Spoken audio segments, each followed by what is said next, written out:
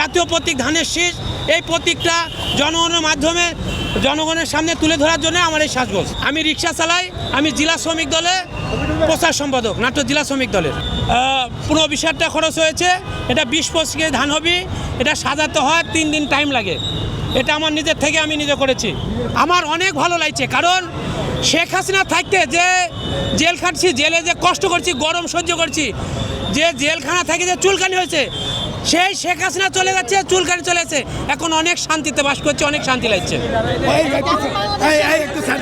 আগামীর বাংলাদেশ, আগামী নতুন বাংলাদেশ, প্রিয় নেতা তারেক রহমান হবে প্রধানমন্ত্রী, তার নেতৃত্বে নতুন বাংলাদেশ দেখতে চাই।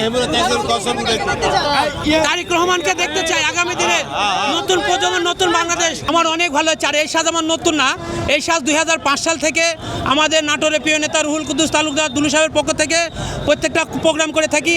এক এক জায়গায় এক এক রকম সাজে সারা দেশে করি।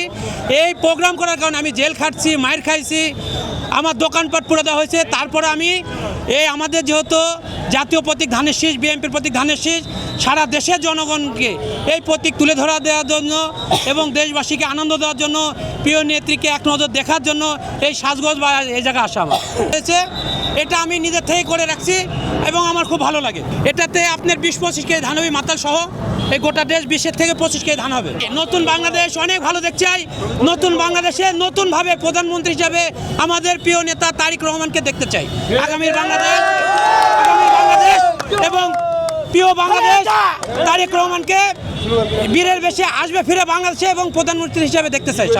নাটোর জেলা, আমি রিক্সা চালাই এবং আমি নাটোর জেলা রিক্সা শ্রমিক ইউনিয়নের সাধারণ সম্পাদক। আমি চাই যে বিগত সরকার যা করেছে, আমাদের সরকার কোনোদিনও বিগত দিনও ক্ষমতা ছিল, করে নাই, আগামী দিনেও করবে না।